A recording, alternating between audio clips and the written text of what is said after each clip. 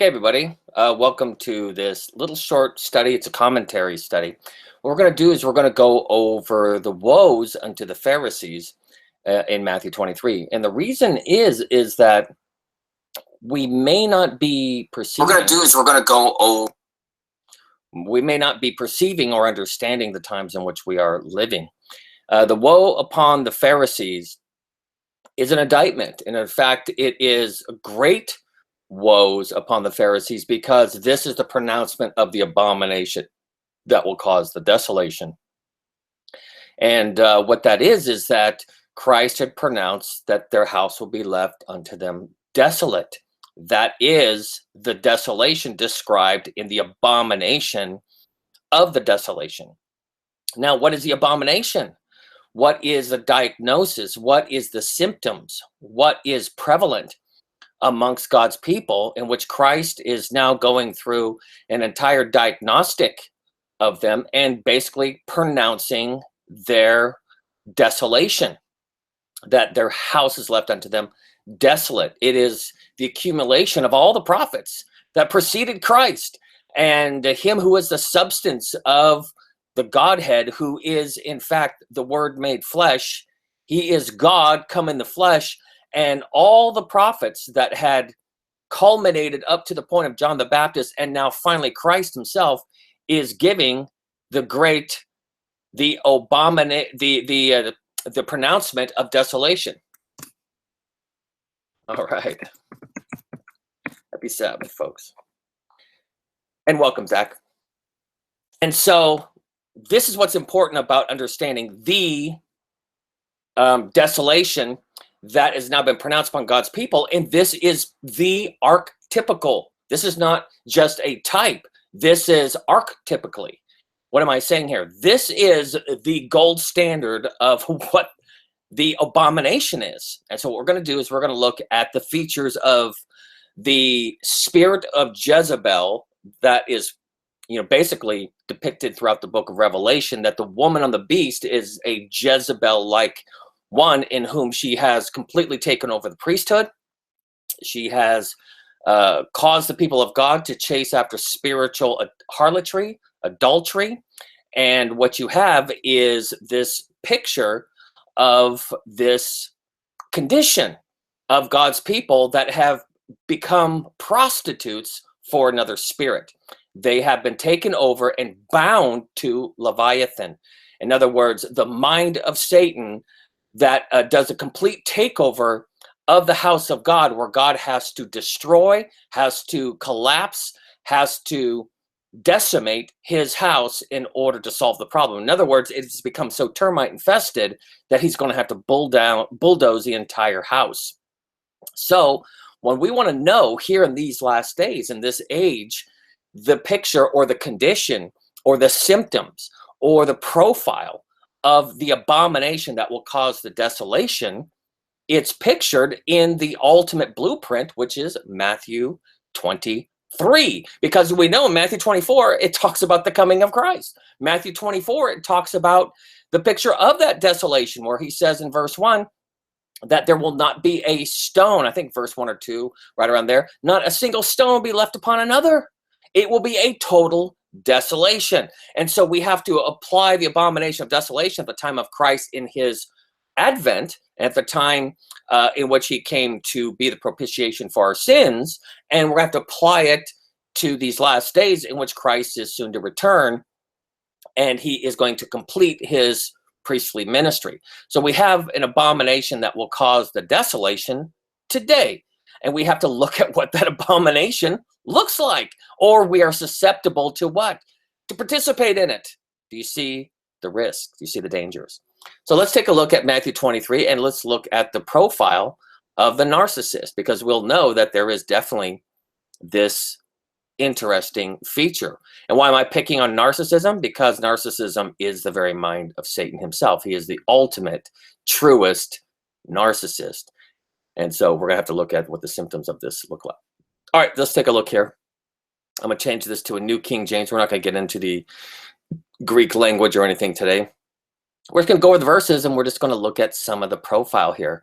Then Jesus spoke to the multitudes and to his disciples.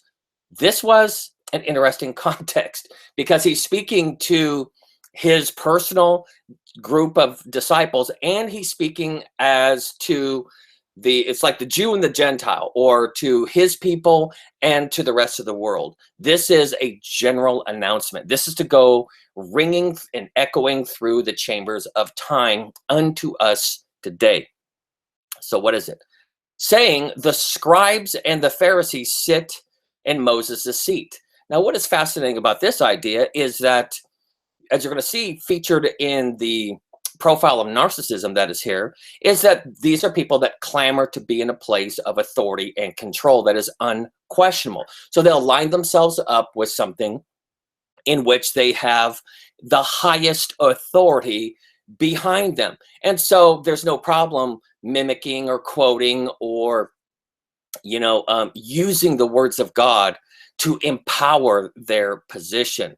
So you want to make sure that you understand that this is a feature that is a part of it. I'm not saying that all people that do that are under this affliction of demonic possession, but I want, as we go through, we're going to look at the profile of this. Therefore, whatever they tell you to observe. In other words, a narcissist will absolutely know what the rules are, and they'll know you, and they will prescribe for you what the rules are. And it says that that observe and do. It's interesting. Observe is in a lot of the older texts not there, but tell you to do that. Observe and to do, but do not do according to their works, for they say and do not do. Now, right there is a massive feature of narcissism. What they prescribe for you, they themselves could not come under. What they prescribe for you is absolutely without the balance of anything that they would themselves do. And in fact, they love to pile on and pile on and pile on and get you down to microscopic obedience to their expectation and even the elaboration of their rules. What's fascinating right here, that Christ tells you, as far as what is true and what is right, go ahead and do that. But what you're going to see here is that they go beyond, quote, just the position of authority of quoting Moses. They will start to prescribe beyond that and make application for you to do. And as far as it is within the boundary of the scripture, go ahead and do it. But they themselves could never endure what they prescribe for other people. And that is a massive characteristic of that Jezebel spirit, the Pharisee, the narcissist, the mind of Satan, Leviathan. Therefore, check this out. What do? Well, they bind heavy burdens, hard to bear. They know that they are just piling on. They know that they're keeping you under a Pharaoh's kind of burden, in which they're just telling you to make brick, make brick, make brick, make brick. And then if you start to object, they will take the straw away, make your task more possible, and then tell you, here's more hoops to jump through, right? Here is more expectations we have for you. And this is a way to keep you quiet and even regret your protests. Hard to bear, and lay them on men's shoulders, but they themselves, what? Will not move them from with one of their fingers. This is the lack of balance. This is the one-way street that this spirit has. This is what the narcissists completely impose upon the people around them. They will bind heavy burdens. They will tell you your job description. They will go ahead and say, this is what you're supposed to be doing, and I'm going to hold the rule book against you, and you need to be doing this. And then they will know that it's hard to bear. But do you think they have sympathy? Absolutely not. Why? They will lay them on your shoulders. They will saddle you with these burdens, with things that serve their interests, as you will come to see here, but they themselves will not move them with one of their fingers. They absolutely will not participate in those expectations, because to them, this is all about the posture and the hierarchy of authority. If they themselves were to come under those same expectations, they would see it as unfair, because they want to have the imbalanced power arrangement. Okay? So what does it say that they do? But all their works they do for what reason? Whatever they do, even if it looks like it's self-sacrificial, even if it seems like there is a a generousness that's there, or there is a sacrificial quality that might be there, it's for this one reason, that they may be seen by others, that they may receive the reward of building up their image in the minds of people. Absolute ego investment. That is the situation with the narcissist, right? Total ego investment. Absolutely the credit that they get in the minds and eyes of other people, even though those that come under their burdens themselves realize that what they do is for public consumption only. They make their phylacteries broad and enlarge the borders of their garments. Now, what feature is that? Their phylacteries broad is like, look at my knowledge of scripture, or look at my knowledge of certain things. Phylacteries was these compartments, these 4-section compartments in which you are to place certain scriptures there as a form of, this is in your mind, right? And then the enlarge the borders of their garments is like, the idea of the borders of your garments is the borders or the range in which your authority covers. And so this is the idea of enlarging the borders, is look at my far deep reaching knowledge of something. But they themselves, it doesn't apply to them, right? They love the what? The best places at feasts where people gather. The feasts were not a time of great labor. It was a time of enjoying the fruit of the labor. And so where are they at? Wherever the people are gathered. These are vampires. These are social vampires that love reward. They love to be around reward. They're there when it comes time to passing out the placards and the trophies and the lavishing people with great gratitude and thanks and uplifting human beings. And they love what? The best seats in the synagogues, in the places where people are gathered and there is acknowledgement that is there. And it's the best seats, right? They see themselves as absolutely unique to other people. They see themselves as distinguished, that they are exceptional. They're above others, even though they themselves would not prescribe to themselves the thing that they prescribe to other people, but they themselves see themselves as unique, as demigods, as ones that are separate from those that have to bear the burdens, but they congratulate themselves and they love everything where there is flash, where there is trinketry, where there is great, cheap, and easy rewards, where immediate public and social glory and validation and acknowledgement is there for their insatiable consumption. Because as you will see here, they're never happy. They will never be happy. They are always, always, always on the prowl, as you will see. And just to talk to you guys real quick about this, is that they will always be on the prowl. They will never be satiated. Look at how the Pharisees related to Christ. Look how the Pharisees dogged Christ all the time. Just because there was someone that is there that is rightly interpreting scripture, as the Holy Spirit is definitely with Christ, look how they just find themselves gathering around him, in which there is a lot of unique features, which are the attempt to catch him in inconsistencies. That's exactly something that they love to do, set you up. They might even come and say, good master, good teacher, oh, wonderful man. They use flatteries and various things like this, as we'll later on really touch upon. But what is the horrid conniving, the scheming that's always in the mind of a narcissist? Well, it's setting you up for a future trap. As you will see in the trial of Christ, they're only there to record things. It doesn't matter what the context is. They are the classic gaslighters. They will tell you, well, you know, the reason he said he's going to destroy everything. He's going to destroy this unnecessary violence that's coming from Jesus. We were there when when he tipped over the money changer tables. We were there when he chased everybody out.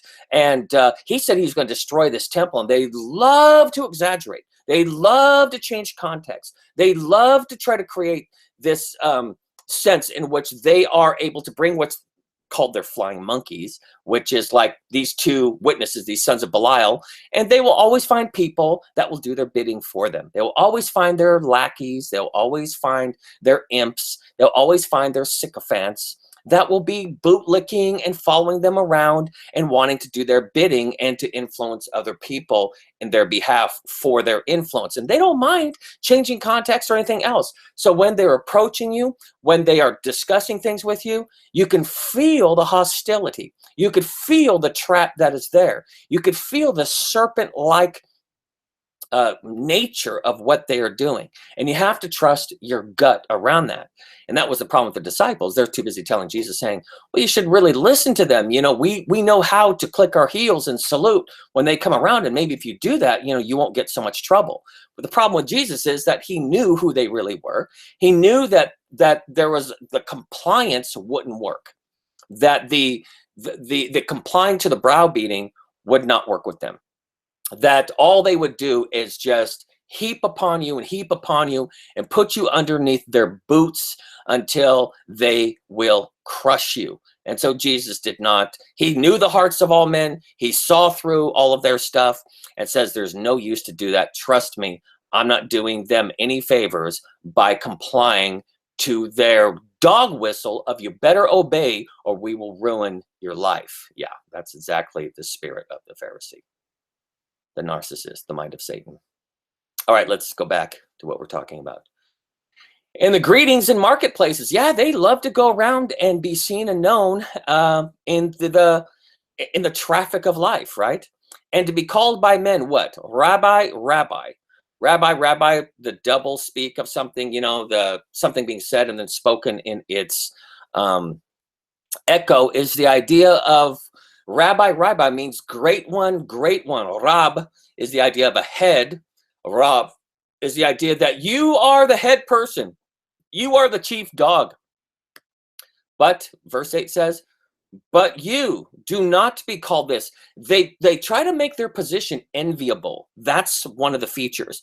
Look at what a wonderful position. Don't you want to be like me? You can't be like me. You'll always be less than me. But they want to be admired, and Christ is dispelling this spell that's creeping upon the people to say, but do not want what they're telling you is this enviable position. Don't want what they are selling.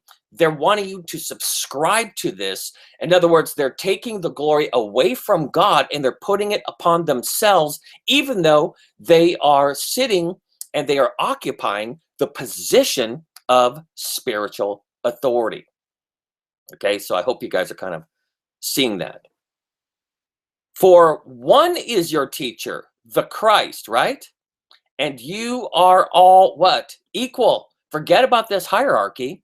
You are of the same cloth. You are made from the same cloth. They're just a bunch of fallen sinners who are redeemed by the substitutionary work of Christ. So forget about their self-proclaimed entitlement that they have. And that's what they want you to obey, that they have entitled themselves and you are supposed to come underneath that self-proclaimed authority. Do not call anyone on earth your father, for one is your Father who is in heaven. So what does Christ do? He gives them the medicine, the antidote. Don't respect these people that don't respect you. Don't honor these people that have no honor for you. These are people that are hostile to God.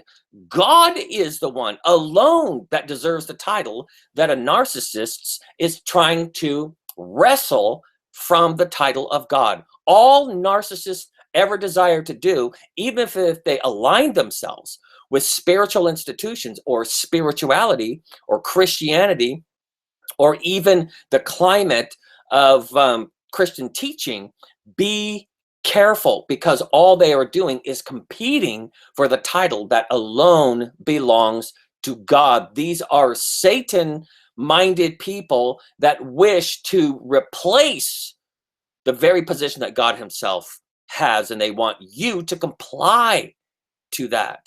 Verse 10, it says, and do not be called teachers, for one is your teacher, the Christ. Now, obviously, when we're looking at the very body of Christ, and he's talking about some are called to be teachers and stuff like this, what is Christ talking about? He's not being inconsistent. He's not saying that you don't need teachers. What is he saying? He's talking about the teacher, the position of authority, the position of you have to go to them first before you ever have your own thought. That's the posture that Christ is talking against. If you are in any doubt or in any question, there is no man-made authority that should take the place of the ultimate reality of what Christ teaches, and you have to go to him first. There is an authority that trumps these people. Be careful of their self-declared authority. Be careful you don't find yourself buying into it, because Satan knows that we're wounded people. And Satan knows that there are a lot of people that are looking for guidance and leadership. And sometimes these people will jump to the front of the line and say, I'm in charge, follow me. And they use you up like a spider drinks the very liquid from the guts of its creature, even if they have them bound up inside of their little web for a long period of time, and they could go to it anytime they want. Well, that is their narcissistic supply. And Christ is telling you to not be the supply for the insatiable narcissist, even though they're telling you that there's a hierarchy and you have to obey their demands to be their meal for them. But he who is greatest among you shall be your servant, because that's what they proclaim themselves to be, right? Better than you. The greatest among you, the smartest guy in the room, always in this place of one-upsmanship. You know, they're always higher than you, better than you, smarter than you. As far as their own kind of self-advertisement, you know, how they posture themselves to be in a situation will always be better, greater, smarter, and says, but he who is the greatest will not really take that position. They will be a genuine servant, not to be just seen by all men, but as Paul had done it, as Christ obviously showed in the ultimate picture up on Calvary's cross. But he who exalts himself will be humbled. Guarantee that in the end, God will humble the proud, humble Lucifer, humble Gog and Magog, humble those who attach themselves to be in the same vein and the same image and the same spirit as Satan. There is a guaranteed humility, and he who humbles himself will be exalted. Again, Christ is giving true medicine here, right? But woe to you, scribes and Pharisees, hypocrites. And that word hypocrite is actors. These are the actors of actors. These are people that actors get fooled by. These are people who become actors. These are people that actually believe that if you just don the mask of something, you are that thing for the time that you're wearing that mask. And therefore, they're very hard to detect. Why? Because somebody that is literally a genuine actor, a genuine hypocrite, has completely, it's where you get the word persona from. Per person mask, sona, the sound from the mask. That's where persona comes from. So to them, they're just personifying things, and they're given over to it. In fact, they're so void and empty of who they are. They're so absolutely obliterated in their ego that they actually, they're only alive when they are donning a mask, and then they are living out that role. That's why they're very confusing, because people that are genuine people would have a conflict with that. They would be like, I'm not being myself right now. But a narcissist don't even know who they are.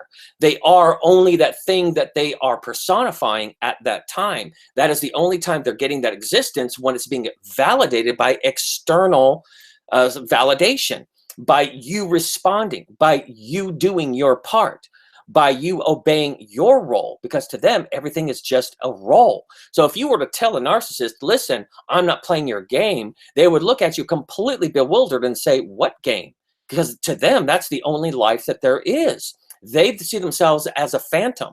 They see themselves as non-existent.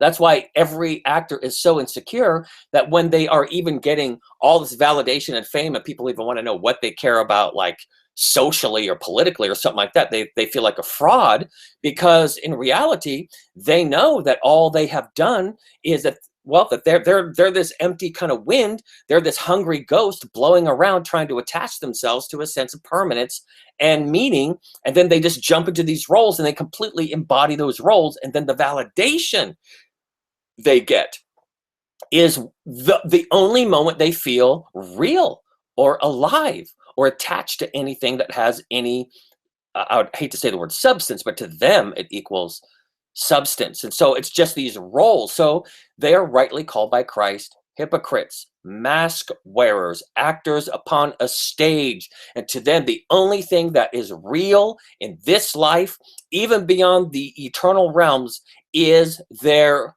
role that they are playing and the stimulation that they get from everyone playing in tow or obeying the script that they're going around handing out, because they're super prescriptive, that if you obey your role, and they will stop, well, they'll punish you until you get into compliance. And then once you're in compliance, then you see their happy face. And then you see this weird glow where they're satisfied for that little moment. But these are not people of substance. These are people that portray authority, and that to them is the feeling temporarily of existence or substance. Okay, so let's go back to this. We have to look at this, guys, because this is the state of things before the desolation that is promised upon the structure that has taken over religion. For you shut up the kingdom of heaven against men. These are people that love to tell you when you are saved or not saved, or that they're there holding that door. And guess what the reality is? You're never going to live up to it. They will always tell you that you have the next level to get to, or the next level, or you have to appease this or that. And the goalposts keep moving. They keep moving. And as soon as you think that, okay, you're finally there, they say, oh, wait, no, it's the next horizon. If you just obey my song and you dance accordingly, and you take the script that I've handed you, and remember, they place great burdens upon you. Remember, they keep shifting the rules. Remember, they keep making these applications, and you're never going to get to the point where you're ever finally arrived to this satiation. Do you know why? Here's the secret. Because they're never satisfied. They're never satiated. They are the black hole that is constantly yawning a chasm of more, like the whole little horrors, what is it, the little shop of horrors or something like that, where that plant just says, just give me a little bit, just give me a little bit, just a little bit more, and before you know, it's a massive takeover. It is pure narcissism. For you shut up the kingdom of heaven against men, and then do they themselves go in? No, they don't. These are people who are telling you the way, but they themselves are not partaking of the plan of salvation, which is what? Which is Christ is the only one that satiated the chasm of Sheol, where we get the word sha'al, where we get the word to ask a question, or to constantly to beckon, as if there is no satiation or an answer. That's why the Pharisees love to ask questions where they themselves don't even have the answer to, and they think that if you don't have the answer, if you cannot solve the dilemma, then guess what? You're just as evil as they are. That's why they constantly pushed Christ with these questions and these dilemmas, but Christ was satiating the answers. Woo! Christ has the answer. He is the answer. Nor do you allow those who are entering to go in. And that's the whole thing. It's like Diotrephes, on 3 John, where these narcissists, these people, we'll go back to our text in a sec, in verse 14. These narcissists love to stand there and make sure that they're the ones that hold the keys. I've known elders that have been this way, where they themselves were like, well, I hold the keys and no one can really, have a place within the very family of God unless I am dictating, whether or not you live up to this, or you do what I tell you to do, or I hold the keys. They themselves don't have salvation. They don't even ever let you go in. We are handing our eternal life over to people that have established their own authority. Their authority is self-proclaimed. It is a title that they have given to themselves, and then they built themselves a palace, and then they put on the music and the fanfare, and we're all supposed to come out of our little huts and start to stand before the king or the queen. And that's the problem here, is that these are self-appointed. And the sad thing is not only do they not have the answer for you, they don't have the answer for themselves. And even if you were to do everything that they tell you to do, they're not going to even allow you to go in. If you yourself try to escape from the clutches of this spirit, they will punish you, and they will sabotage your path of escape, because they will not allow those who are entering to go in. Yeah, that's when it is tested. It's tested the second that you don't want to participate in that toxic, soul-sucking program. Okay? So let's go on. Yeah, to some people that are listening to this are freaking out because it's too true. All right, let's go to verse 14. So it says, woe to you, and here's the woes. Remember the woes in the book of Revelation? The three great woes? The first woe, and the second woe, and the third woe. This is all a spiral down into receiving the plagues. This is spiraling down into reaching the desolation. These are woes. This is sad. This is lamentable. This is a terrible thing. And even that word woe, I think in the Hebrew, it's the root word for a certain kind of an owl or a nocturnal creature that can see in the middle of the night and can see its prey. It's the idea of you're in the dark and you don't see that you are under the eyes of predators, and that you are easy pickings for those that rule the night. And the word woe is the idea of the cry of that animal. It's a horrifying thing to hear that screech and you don't know where it's coming from. Woe, scribes and Pharisees, hypocrites.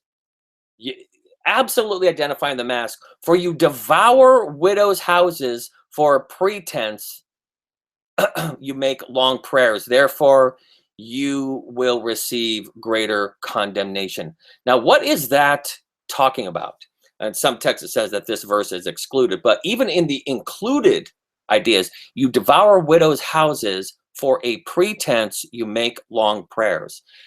It's just talking about the obvious ironies. The people that are little in your eyes, you stomp all over. People that have nothing to offer. The widow with the widow's mite is always the overlooked and neglected one. Like if these narcissists, if they were with you in a restaurant or there's public servants, they're very dismissive.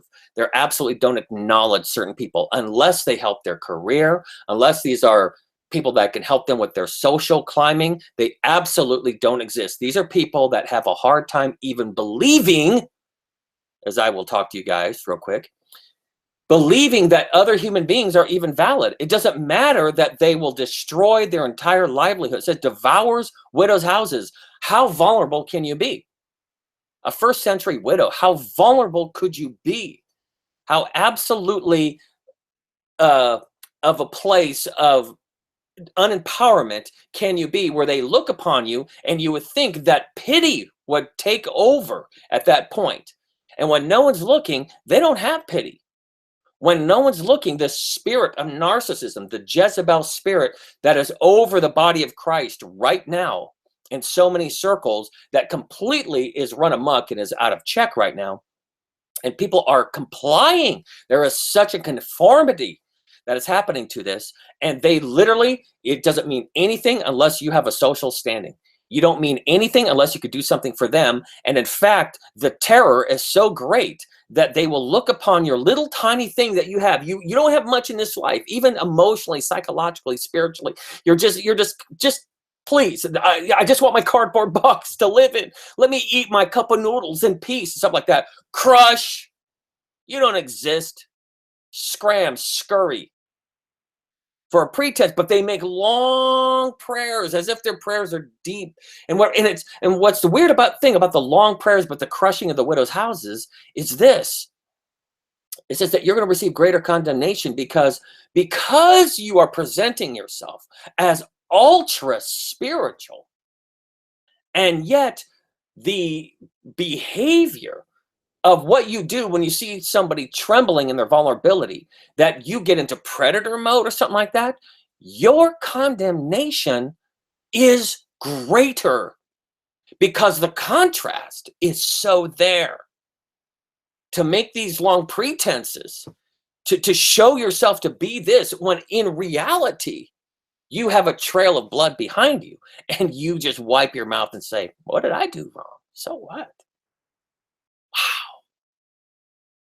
Yeah. You don't think that this is a problem now? Try escaping the clutches. Try questioning them. All right, try this. It says, woe to you, scribes and Pharisees, hypocrites, you mask wearers, you people that are prancing around up on a stage with all the lights on, enamored with your glory and the living for applause, for you travel land and sea to win one proselyte. It's amazing what's called love bombing. Traveling land and sea, the extraordinary efforts that they take. And then once they take over that person, once they I mean, they will do almost anything. Okay, this is a major thing for you to know. This is how you know what real narcissism is. They will absolutely be such false advertisers. These are the greatest false advertisers in all the universe, just as Christ at the rebellion of Satan up in heaven. These are the ultimate false advertisers. And so what is the dynamic that's going on here is that they will love bomb. They will do almost anything to win your heart over. If you are a target of theirs, if they see that they want you to be their narcissistic supply, they will go through, I'm talking contortions. They will bend themselves backwards. They will do almost anything. They will spend all their money, what little money that they might have, but they will show you that they are the most helpful. They are the most accommodating. They'll do everything to win you over, to draw you into their web, so to speak. And then once they finally have you, once you've been won over to them, it says that they will completely, because they're living in a dark chamber themselves. They're living in a black hole, okay? They're completely insatiable. They will bring you into their darkness, and then they will consume you and make you double desolate yourself. They will completely not give you what they are advertising. The advertisement is, oh, well, I'm just here to just help you to fulfill your dreams. I'm here to support you in whatever you need to do to make, because they're mirroring you. That's all they're doing. They're finding out what your needs are, and then they're telling you everything you want to hear, because that's a mask for them. That's the hypocrisy mask, that they're looking and they're reading, they're scanning you, seeing all the things that you want, seeing all the things that you desire, seeing all of your aspiration, seeing all the things in which you are that are goals, or these are values or ideals that you have. And then what do? Well, they'll go ahead and mimic all of that for you. And then, wow, they'll appear right in front of you saying, well, this is the answer to everything that I've always wanted. But the whole time, they're not there to genuinely deliver on the process. They're there to drag you into their dark hole. And not only will you be as dissatisfied as they are, you become dinner. You become not just a vacant hole in which they don't deliver on the promise, but you become their dinner. Watch, let's go back to what this verse says in verse 15. Is that horrifying? Are you scared yet? And when he is won, you make him twice as much a son of hell as yourself. Because here's the thing about the narcissist. How can you make someone double the son of hell, double the offspring of hell? Because you go and you make other people now miserable because you can't save yourself. Why? Because the narcissists always bounce back. They always go to your next victim. You can't. You are in a death spiral. You are horrified. You are truly devastated. These souls wipe their mouth, say, I have nothing to sorrow over. They are completely without regret because they never actually were attached to you other than for what you could supply them for the moment. If you are an authentic and a genuine human being, your devastation is double. In other words, tends to be permanent. It's not something where you yourself want to go and do this to other people. And so you become this massive deconstructed soul that's out there barely trying to pick up your life. Yeah, I'm not kidding. Woe to you. Now, are these people that have any insight into themselves? Blind guides. They're telling you what to do, but they have no answers at all for themselves. They are absolutely without the ability to look upon themselves. They're telling everyone else what to do, but they themselves don't know where they're going, don't know what they're doing, but they completely blow the trumpet, get attention on them, and march around, and they have no idea where they're going. They don't know where they're leading you. And they have no insight into themselves whatsoever. They absolutely cannot stand a mirror to be held up in front of them, or they become enraged, just like when Christ dealt with the Pharisees. Every time he held a mirror up before them, they absolutely slipped into a massive narcissistic rage, who say, now listen to this, it's very fascinating. Whoever swears by the temple, it is nothing. But whoever swears by the gold of the temple, he is obliged to perform it. Fools and blind, for which is greater? And we'll just read down to the next verse. Fools and blind, completely given over to your absolute folly, right? To your vanity. For which is greater, the gold or the temple that sanctifies the gold? These are people that will use any kind of like authority, any kind of spiritual validation for something, only for the one purpose of what? What they value. They have completely, they want the glory of something, but they don't understand what makes it glorious. What does that mean? What makes it good? They want the fruits, they want the glory, they want the benefits, they want these things, but they want nothing that makes it that way. What do I mean by that? Let me try to break down a little bit of an application. It's talking about the idea of, let's say you want to be the CEO of a company, but you don't want all the burdens or the responsibility. You don't have to be wise and sacrificial. You don't want to have to allocate things very wisely. You don't want to be somebody that has to hear the cries of your employees or comply to all the safety standards, or, to raise money for capital, or all the real burdens that's there. They don't see all of that. They don't understand the birds. They just want to take your position. It's the idea of like kind of, an idea of like some childish form of communism. Like, well, all these capitalists made a bunch of money, so let's just kill off all the capitalists. And then all the things that were developed from capitalism, let's just take all the stuff. Let's go and smoke weed and get drunk and drink tequila and listen to loud music in the palaces of the people that we just killed, as we're slipping around in their blood in the living room on the marble. This is the grotesqueness of all of that. They don't understand what it took for all of this. They just want the shiny, sparkly stuff. These are like birds that are attracted to shiny, things, and so they just go and they're klepto around this whole thing. They're psychic, spiritual, emotional kleptomaniacs. They look at shiny things and they just go for the shininess. They don't understand, well, what actually this is for. What is leadership for? What is authority for? Well, Christ made it clear, for servanthood. And this is something that the narcissist wants nothing to do with. They will not lift up that finger to be a part of the true servanthood of genuine leadership. They don't want all of that, but they love the idea of pronouncing the authoritative commands. They love the idea of the honor that comes from it. They love the idea that you can exploit this idea that you can crush people and exploit people. They love the idea of having great attributes imputed to them, but they have no problem imputing the most imbalanced, worst things to other people that God says, what are you doing? That's not what your authority is. That's not what authority is for. But a narcissist are foolish and blind. They absolutely are wasteful. They only create devastation and desolation wherever they go.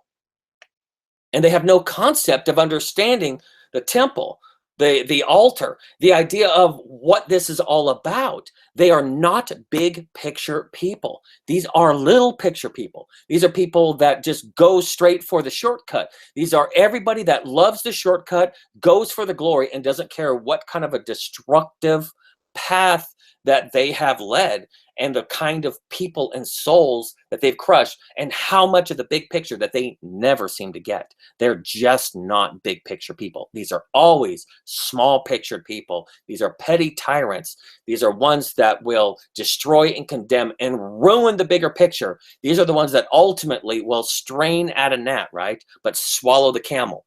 And we'll take a look at kind of that pretty soon here. All right, let's go back to our text.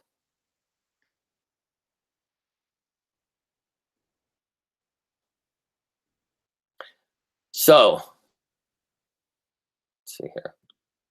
Make sure that I've got this okay. It says, woe to you blind guides, right? Whoever swears by the temple, it is nothing. But whoever swears by the gold of the temple, he is obliged to perform it. That's all they want, is the goodies and all the, all the benefits of something, right?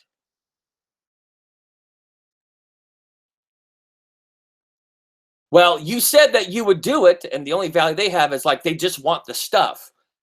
The only thing that they oblige you to, or they make sure that you stick to your oath, is to benefit them and what they're going to get out of it. And that's it. It's not for any bigger picture. Which is greater, right? Fools and blind, the gold or the temple that sanctifies it? What's the bigger picture? What is the reality here? And to them, all they care about is what? Getting their hands on that shiny stuff, on glory. And whoever swears by the altar, it is nothing. They don't really care about the self-sacrifice. They don't care that for the bigger picture there is true sacrifice. No, that doesn't mean anything. It's about the gift that I get, that you're obliged to perform it. That's all they care about, is obligating you to do something for them that feeds this insatiable ego trip that they're on, that they're never satisfied with. Fools and blind, dismissive of the consequences, fools and blind, absolutely no insight to yourself. For which is greater, the gift or the altar that sanctifies the gift?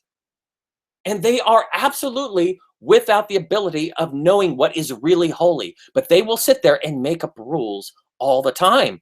They will absolutely get you to think that they are much higher and deeper in their understanding. The long prayers, sitting in the seat of Moses, prescribing for you all the religious rules, all the spiritual rules, all the moral and ethical rules, but they themselves contradict it endlessly. And the saddest thing is that they don't even understand what is sacred.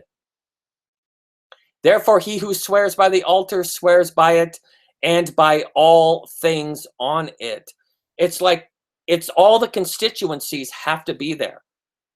They're very synthetic in their thinking. All they care about is how they can obligate you by your moral dictates, by your moral conscience. And they will make sure that you stick to that you're the rule keeper, but they themselves are never the genuine rule keepers.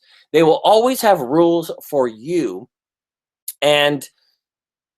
but they don't understand that anyone who's in a place of genuine authority, the very thing that they're hungry after, the very thing that they are lusting after, is for all the goodies in that position, but they want nothing that it takes to actually have that position. They want authority, but they don't do everything that authority should be responsible for when you're caring for all the constituents of all the micro needs of the situation. So that's why, like a cook should be able to cut off the best part of the meal and eat it for himself in the kitchen. Like, I remember I used to do that. Like, I'd be making something, I go, ooh, here's this nice little treat here, and I'll eat that little bite for myself, but I'm cooking the entire meal. You know what I mean? So it's like, okay, you know what? Therefore, he who swears by the altar swears by it and all things on it. He who swears by the temple swears by it and by him who dwells in it. This is a bigger picture thing. And he who swears by heaven swears by the throne of God and by him who sits on it. What a great conclusion of that thought that Christ was on. This thing goes back to God, not about you. This is about God's plan, God's government, God's order of responsibility. This is not about you and what you can grasp around your hungry insatiability that will only crush everything around you. Now, what's interesting, you want to, as we kind of move on through the rest of this, is why are they so absolutely prescriptive? And what's fascinating about them is that they will make sure that they are very specific about certain things that put them into a place that you can't question them. They will have small compliance and say, my small compliance should be representative of me having the big picture, me having the right to authority, is because look at this small thing that I do. So what they do is they tell you to be in big picture compliance, but also to be in the small things as per their prescription, as you're going to see here. That's a very fascinating dynamic. But all they do is that they are very particular and meticulous about some small things, because they think in that little OCD kind of brain that they have, that very peculiar little tiny thing, that they are going to use this very small thing for something that gives them, in their mind, the great title or the entitlement. It's a massive entitlement mentality, but they use a very microscopic standard as a way for why they are worthy of that. Let's go take a look at our text. Very fascinating how Christ absolutely nails the mind of Satan in the narcissist. Woe to you, scribes and Pharisees. What do? You pay tithe of mint, anise, cumin, and have neglected what? The weightier matters of the law. Justice, mercy, faith. They are not big picture people. These are super black and white, petty tyrants. These you ought to have done without doing what? Leaving the others undone. Yeah, it's great. Make deep application. Go down to the little small things. But why have you completely abandoned the big picture, but yet you make everyone else comply? Blind guides. What do? You strain at a small thing, and that's what they do. They love to magnify a small thing. The idea of a gnat is an irritant. Yeah, they will take a tiny little thing. In fact, I'm right now dealing with a gnat. That's interesting, right there. A tiny little thing, they will turn that into a massive thing, and then they will swallow a camel. Now, what is a camel? Camel is very fascinating if you want to get into the little bit of the study of this whole thing.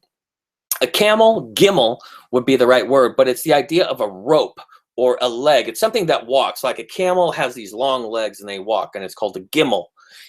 Like they carry great burdens over the desert and riches. Like so, if you saw like through the hills of Arabia, and you see this big long line of camels, it's a picture of a gimel, because the word for gimel is also a rope.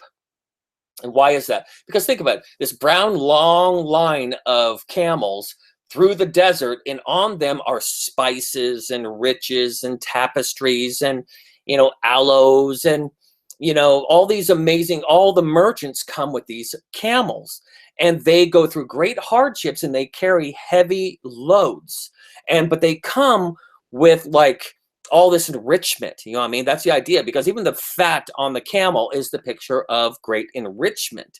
That they are a picture of hope and mercy and grace and this idea. So it's the idea of a rope being let down, that you're at the bottom of a well and you're in great need, and a gimel or a camel is the idea of a whole line of camels, and they're just bringing all this nourishment, all this enrichment, all this fat to you.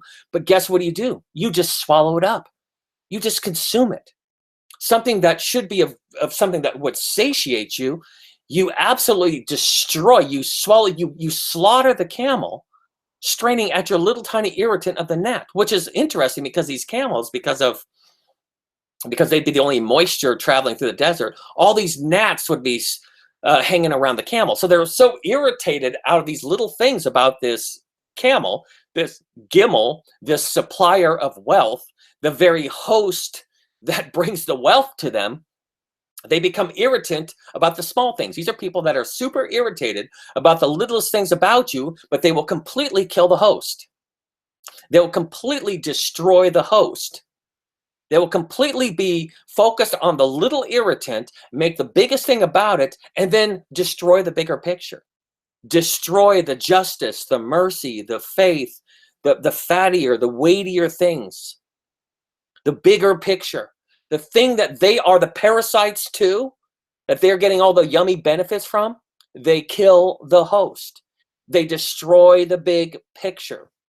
They completely focus on the small irritants, and they don't mind destroying the bigger reality of it at all. And they don't get it that they are destroying the very essence of something, and yet they will chase gnats all day long. All day long. as if they're entitled to have camel after camel after camel after camel come to them. They will just keep slaughtering them because there's a couple gnats hanging around. That's the narcissist. That's the mind of Satan.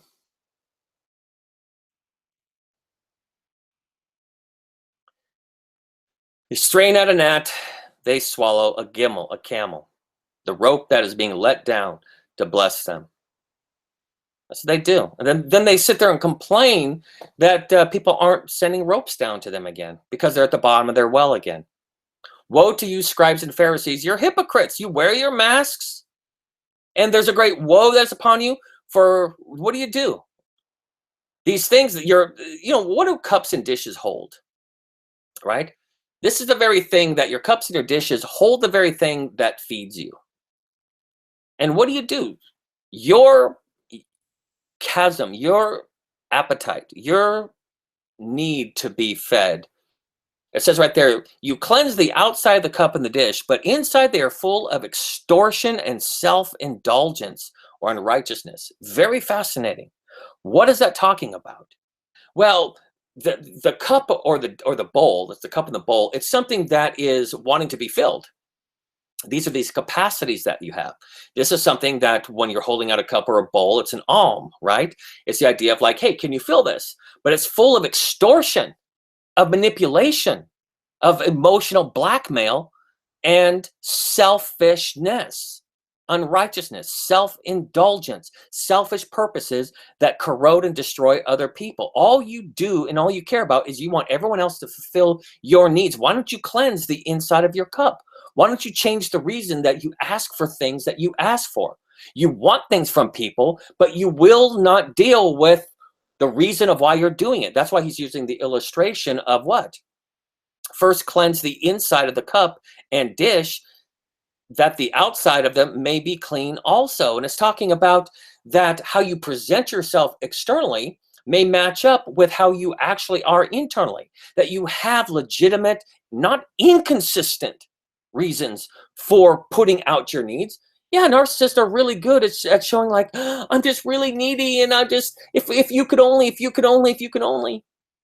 But inside they're really coming from manipulation, extortion, emotional blackmail, endless amount of putting the emotional, spiritual gun to your head, and they don't have any good reason for it. They don't have any real legitimate reason for why that's cool to do that. But God nails them on it and say, why don't you clean the inside? Why don't you change your motives? Why don't you stop using these coercive and destructive, selfish means of doing that? So when you do ask of people and they give it to you, you have a legitimate exchange. And these are not something that is utterly inconsistent, because if narcissists are anything, folks, they are totally inconsistent. Nothing of what they present is really what is going on inside of them. That's just the truth. I know this study is going to hurt some people because you just don't want to see this, but this is the reality of what's going on. It says, woe to you, scribes and Pharisees, hypocrites. I mean, Christ just nails them on it. And that's the one thing that they hate. If he's going to go, you notice he just really waits until this time, until the very end, to finally just call them out on it. You cannot call out narcissists without them absolutely going into a rage to murder you. He knew that this would be the end of any hope of him having a peaceful moment in Jerusalem. He knew from this point on that they are going to attempt to murder him, because that's just how they are. They hate the mirror turned towards them. And so he just gives them the woe. This is, excuse me, this last thing you should do when you're dealing with a narcissist. If you're going to want to point out their stuff, know that that'll be the last time that you will ever have a single interaction with them. That will be anything that will even have the pretense of them even trying to be nice to you, because from that point on, you are enemy number one. For you are like what? Whitewashed tombs, which indeed appear beautiful outwardly. Do you think we're talking about narcissism here? But inside are full of dead man's bones, right? The bones of the dead. What is that talking about here? Let's just finish up with this verse. It says, even so, You also outwardly appear righteous to men, but inside you are full of hypocrisy and what? Lawlessness.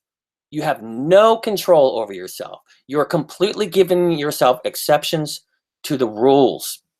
It's the idea of like outwardly, you present yourself in a certain way, but inside dead man's bones. What does it mean? You are a zombie. You're dead inside.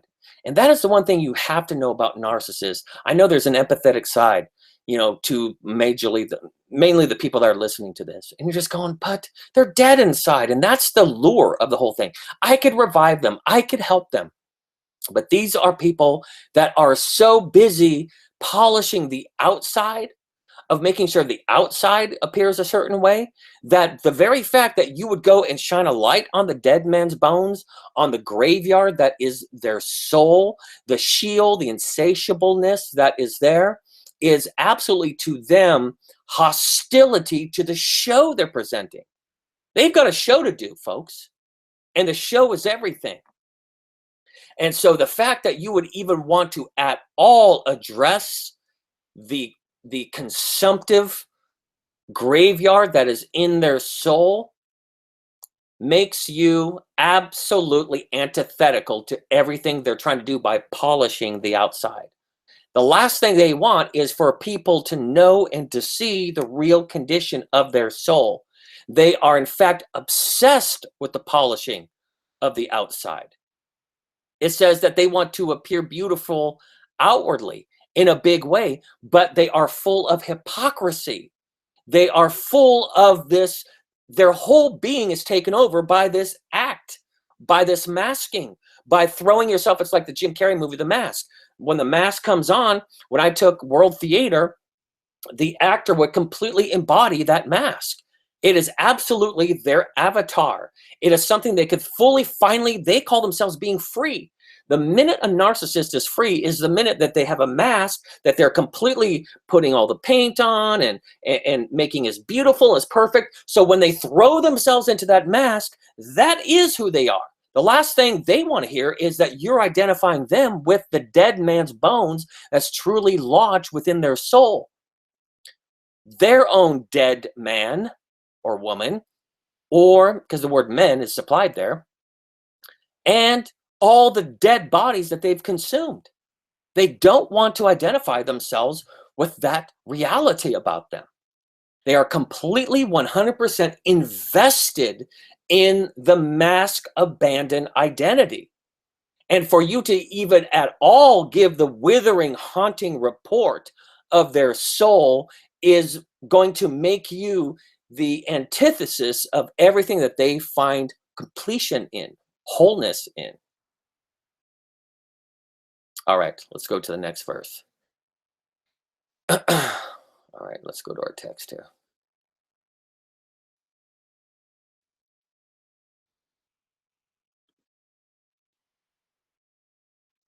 All right, verse 29.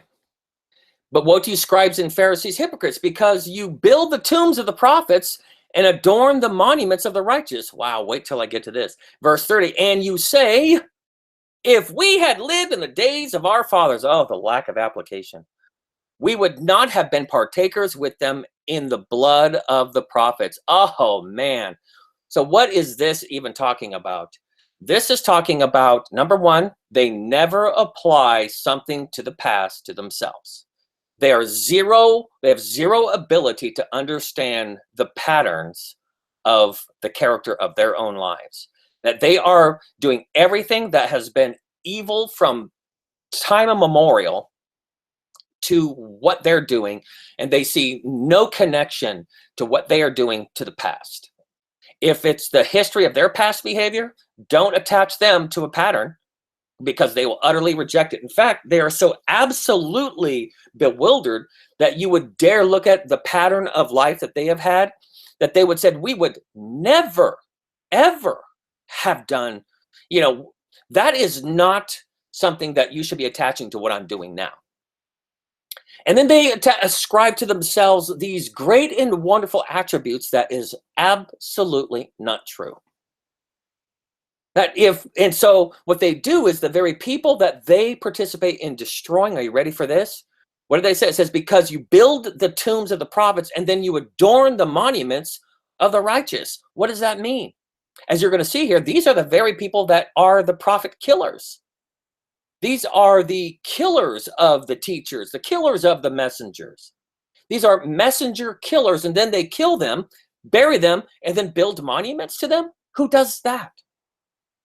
See, there's a type of person, there is a symptom of soul decay that is there, that once you destroy somebody, do you know what you end up doing? Like people that are narcissists, that are in relationships, you know what they end up doing? They end up talking up the very people that they have destroyed. Oh, you are a piece of garbage, but the person I was with before you is so much better than you. And then when they were in that relationship, they were destroying that person and then talking about how other people that they destroyed, they are just so much better than you could ever be. And they absolutely change the rules all the time. They never look at the pattern. They never look at their history. They never look at all how these things could apply to them, how people that have done this kind of a thing, how they fit into a profile, absolutely will dismiss it. And in fact, this is what's so scary about them, because I've had to deal with this in mental health even too, is that people that are working in mental health, who are sitting on the side of the table dispensing meds and giving diagnosis and writing progress notes on people and stuff like that, themselves think that as long as they're in that role, it exonerates them and excuses them from any identity of themselves being identified as mentally ill. So therefore, if they are building monuments, or if they are part of, adorning the monuments of the righteous, or building tombs unto the prophets, that means that doesn't include them. They're not the perpetrators. They're not the ones that are guilty of being that way. And so they do these strange kind of things that throw you off their scent, because it looks like they're in a place of trying to help people, but at the same time, these are the ones that are sitting there guarding the gate to make sure that they don't go in, that you don't go in. If you try to go in, they will absolutely take you down. But they will lionize the very people that they destroy. I've known people that despised the giver, despised the humble party that tried to accommodate that person while they were in the relationship with that person. And then they ruin and destroy that person's life, that they literally would rather die. They literally would rather die than continue in a relationship with that person. And then they end up with cancer or heart attack or something like that. And then the very person that they just beat down endlessly, they sit there and they talk them up to everyone else. Oh, he was a great man. He was a nice man. And you're sitting there thinking, but when he was alive, you treated him like he was a piece of dirt. That's what they do. And that's what I mean. They hit reset and they're perched, ready for the next victim. They don't mind that they're the ones that destroyed the last one, and they'll set up a memorial. It's almost like, okay, let's slaughter the Native Americans, then let's go ahead and name everything after them, and who's next? It's like, boop, boop. That's very crazy, right? But that's the mentality. And they're shameless around this whole thing. And try to point out their history, absolutely. Nope, you will be the next victim. You know what's funny? There's very few narcissists that would watch this, but if they start watching this, they would laugh and go, that is true. Yeah, we do that.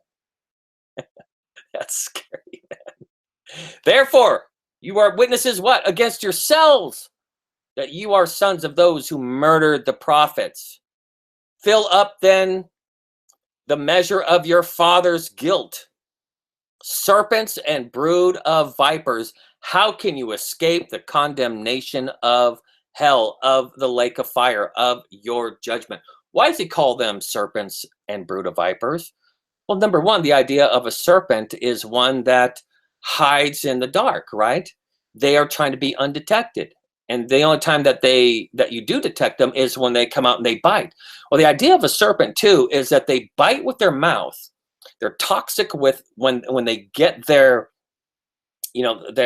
teeth into you, and then they inject the poison that makes you sleepy and you're not able to run very far from them. And then they come and then they consume you. And the idea of a serpent, like a boa or something like that, is that they swallow their victim whole, right? And then they're just, it's the picture of insatiability. It's like they're a super long digestive system, and then they just coil and coil and coil around you until they completely have utterly, in a totalitarian way, have fully taken you over. And then all they do is consume, consume, consume, consume. And they just, that's all they do. They're a picture of biting you and then making you just kind of unable to resist, and then to wrap themselves around you, and then to consume you. Wow. Wow. To be characterized like that by Christ himself. Then he says, a brood of vipers. Now, what's this idea of a brood of vipers? Well, they love to hang out with they love to create a den of vipers, a den of thieves, where everyone is in on the whole thing. They love to be a part of the wink and the scrape and the finding people that, yeah, isn't this a good thing we got going on here? We trap unsuspecting people into this trap because we have occupied all of these believable positions. So you wonder why, you put yourself into a situation in which Jesus likened the first century Israel into a fig tree that has these beautiful big figs, but fig leaves promising of figs, but there's no figs. So what's the deal? It's the promise of something. It seems like it's going to be there. It's advertising itself that it's there. And then you go there, and not only is there no food, you find out that you become the food. You become the food. And vipers, since they don't go around talking to each other, there's just this kind of knowledge that they don't consume themselves. They don't consume themselves. What they do is they wait for a bunny rabbit to hop into the cave. They wait for a squirrel. They wait for, some unsuspecting little animal to come walking in. You don't see a bunch of snakes eating snakes, do you? That's why narcissists avoid other narcissists as far as a relationship, but they'll hang out with other narcissists. They love to be a brood of narcissists, but they don't consume each other because they know that they're dangerous. Now, this is where their condemnation comes in. That's the part that Christ is honing in on, that you will not escape your condemnation of hell. Why is that? Well, the bottom line is basically this, is that your guilt is greater because you know what you're doing. There was moments where Christ's divinity flashed through his humanity, and they knew who they were doing this to. They had moments of lucid consciousness. And that's true with this spirit of narcissism. They'll have moments of that they are clear that they are absolutely sadistic in what they're doing. They will have moments where they're going, wow, I can't believe I'm doing this right now. And the strange thing is they know that they're getting this strange emotional, psychological charge out of it. They're almost feeling like that they have ascended to a new height of sadistic, kind of transcendent empowerment, that it's another state of mind. There's a great empowerment that one gets. And at that moment is where Christ hits the pause button and says, that's where your condemnation is going to be the greatest. It's the fact that you had the lucid moment, that you saw what you're doing and you licked your chops. All right. Let's finish up our thoughts here. Therefore, indeed, I what? Now, this is what's fascinating, is you're thinking, well, what does God sometimes do? Well, it says, I send you prophets and wise men and scribes, and some of them you will kill and crucify, and some of them you will scourge in your gatherings and your synagogues, and you will persecute them, and you will chase them down from city to city. You will absolutely, like they did with Paul, they just chased him down. This is that obsession, that obsessiveness of the narcissist, to make sure that your destruction is complete, is thorough, has been executed, is accomplished. They will absolutely hold these long grudges. That you may come, that on you may come all the righteous blood shed on the earth, from the blood of righteous Abel to the blood of Zechariah, the son of Berechiah, whom you murdered where? Between the porch and the altar. I'll read this verse here and talk for a second, then we'll wrap up our thoughts. Assuredly, I say to you, all of these things will come upon this generation. Okay, so what's this picture here? God protects his people, even if his people are being afflicted by these spiritual Jezebel narcissists that are insatiable, that are brood of serpents, that have basically occupied these massive intersections of spiritual authority, and that they're imposing all these things upon God's people. It looks as if that they're winning. That's the kind of the picture here. It looks as if God is a fool for allowing the innocents to trip into these places and to become completely consumed.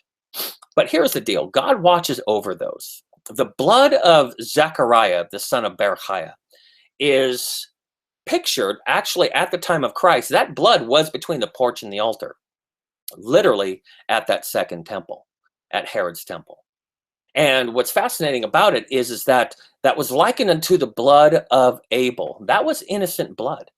And how does God feel about the shedding of innocent blood? A lot of people that happen upon these people are not ready or aware or conscious of the incredible schemingness that goes on there.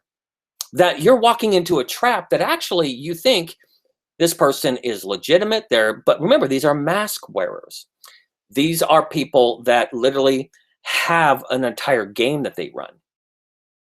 And so if you are authentic, sincere, you're single-hearted in the way that you are, well, you're easy prey. And God says, right, I will allow them to be touched by you, because there is something that the righteous are going to learn at the end of time upon resurrection morning. There is something that will be an ultimate antidote against ever the fall of sin again. So the righteous will gain a lesson from it, even if they perish. But if they keep pure to heart, they keep their conscience right, they do the right thing, even if they are, quote, destroyed, God is an avenger of that person. That's the point. That it may look like that they have the apparent victory, but God is the avenger. God says that the cry of Abel's blood cries out to me still, that I will rectify that. I will mend that. I will fix that. I will put this thing together, that it will be Abel. It will be Zacharias. It will be those that I have sent that will sit in the judgment seat on that day. It will be those that were bit by you serpents. It will be those that were afflicted by your rules. It will be those that came under the oppression of your double standard and your hypocrisy and your cruelty and your self-entitlement and the complete imbalance in which you placed upon everybody else. And God has promised, and this is why he brings this up of Abel and of Zechariah between the porch and the altar. Now, the porch and the altar is the place that was the shade canopies. You had the 5 canopies between the porch and the altar, and it was the place of the labor. It was a laver, and that was the place of reflection, the place of introspection, the place where you could be uncovered, and there you can have your hands and your feet exposed for washing. So that was a place in which you are to take off your robes, like Jesus did in the foot wash. You are to take off your protective garments, and it was a place of total reflection, protection, vulnerability, the 5 canopies representing grace, that you're underneath a place in which you could be naked and unashamed, and God can show you your flaws, and you could be vulnerable there with a sense of protection. Well, that is what the narcissist looks at. What they do is they absolutely zero in on that vulnerable place, and then they attack. The second that you're relaxed, you're open, your guard is down, your armor and your shield and your sword is laid aside, and you're there to have the genuine kind of exchange of love and vulnerability and how you really connect to other human beings. Well, they look for that place between the porch and the altar in which you are seeking God, and you're there to have introspection, and you're there to willing to do the vulnerable work of looking at the not so great things about your soul. Well, it's there that they apply the sword. It's there that they execute their vengeance. These are souls that live with the constant looking for their retaliation. They're constantly looking for the moment that they could apply the sword for their perceived wounds. They will sit and wait And when vulnerability presents itself, they're not sitting there thinking, well, that encourages me to be vulnerable too. That says, now's the time to attack. That is absolutely the marker. That is the red flag identifier that they are 100% absolutely taken over by the spirit of Satan. And this is where God says, assuredly, I say to you, all these things will come upon this generation, this last generation. Christ in Matthew 23, and then you will see in 24, we'll talk about next time, this is a profile of the last generation.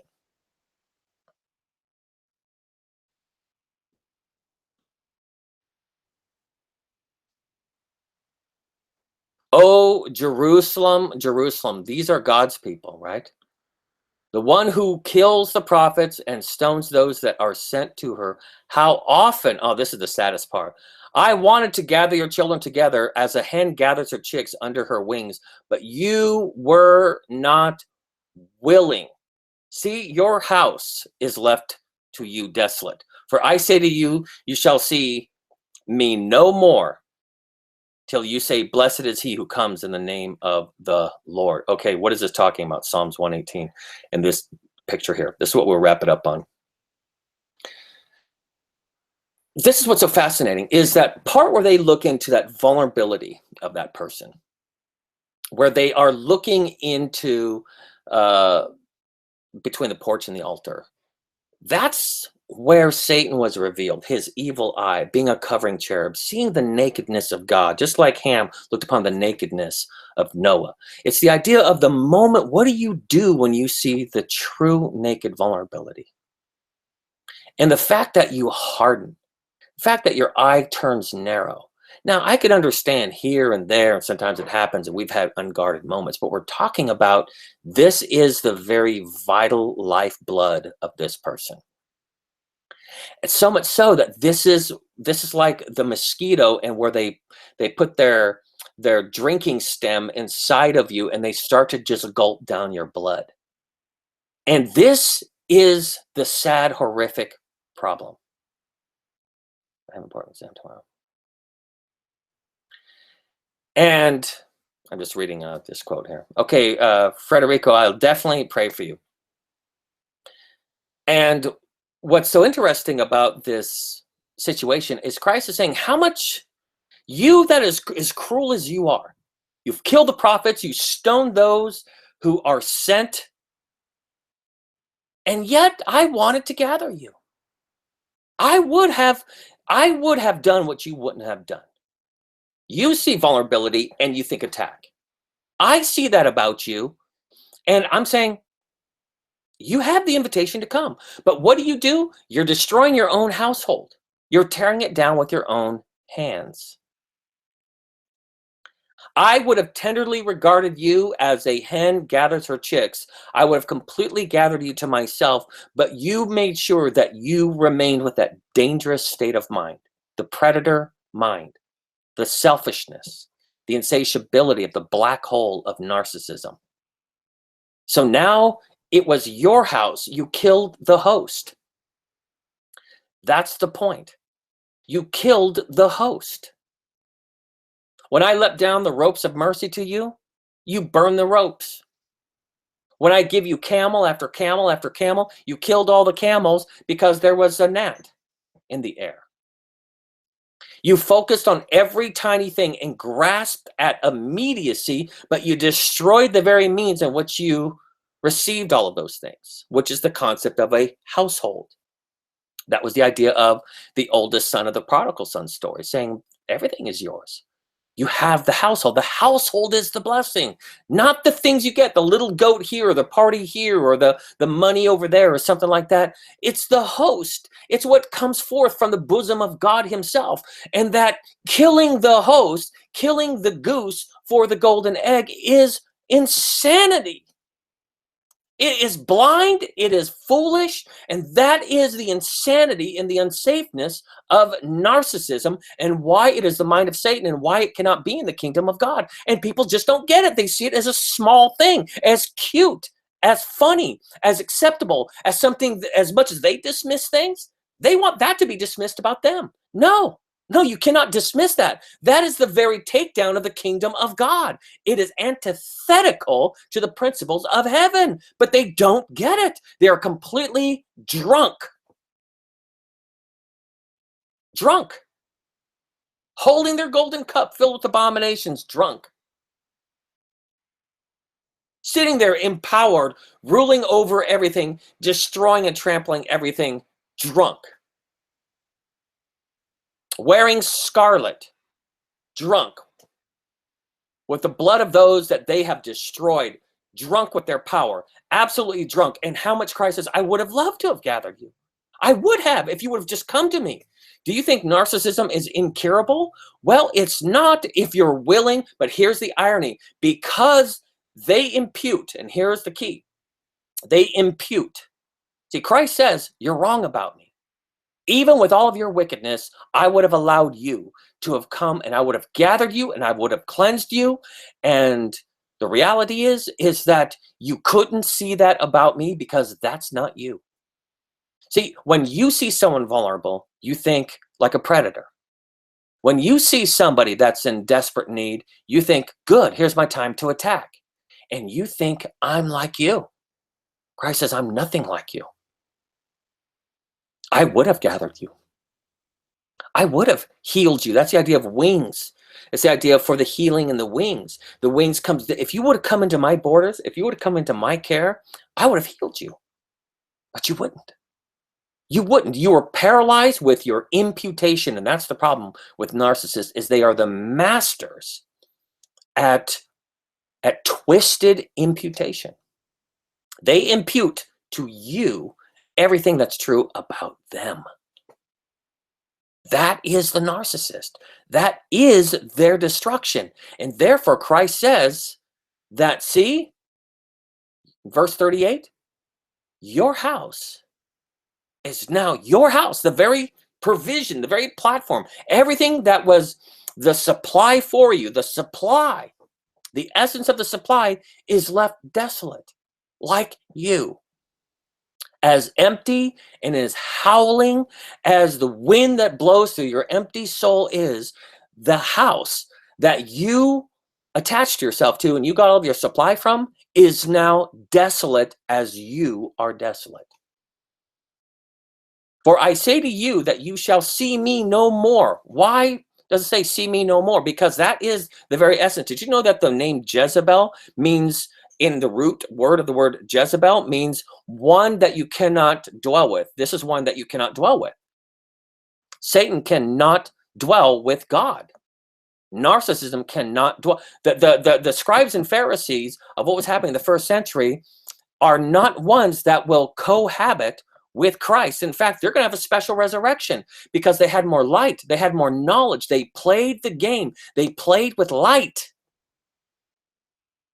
They played as covering cherubs. The Pharisees and the scribes and the priests played the role of covering cherubs. No, we're really here to be protectors of this. And while you're playing that game, God flashes light to you saying, you're in a dangerous place. See, when Christ was bringing this scathing rebuke to them, he was pleading with them. Don't you know the danger you're in? The woe? Even for your own self-interest, he's pronouncing woe after woe after woe, appealing to their self-interest, the most basest lizard position possible. It was completely reptilian where their whole thinking was. It was vipers and serpents in their brains, and saying, don't you even care about your own self-preservation at this point? Don't you see that you're destroying the host?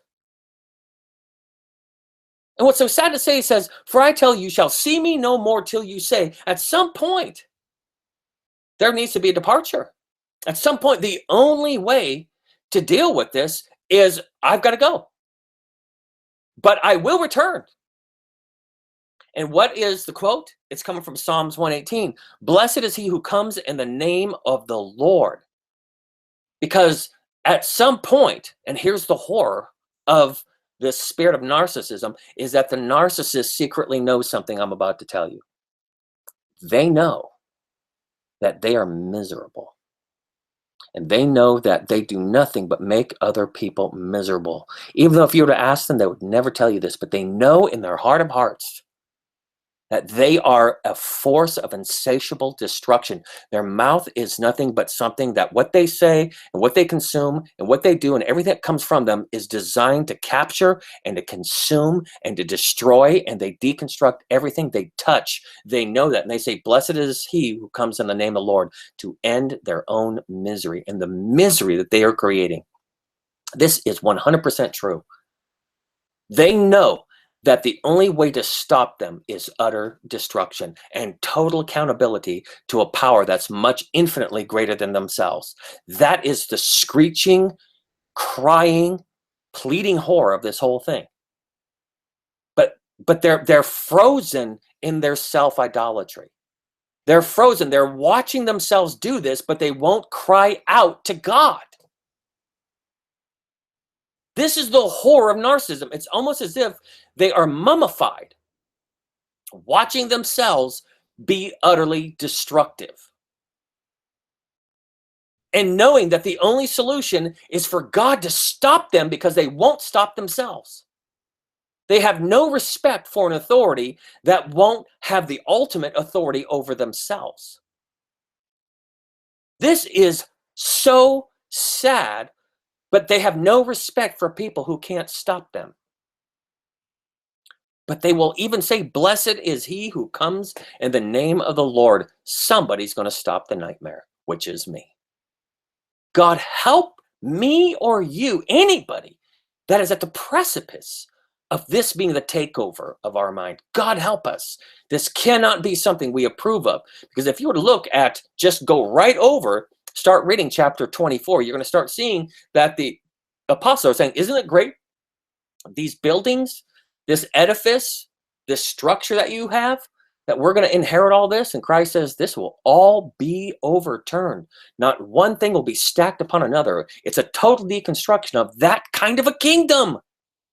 Nothing of pride and arrogance and selfishness and all the manipulation that comes with it will be a part of the structure. Pride will have nothing to do. Outward display will have nothing to do.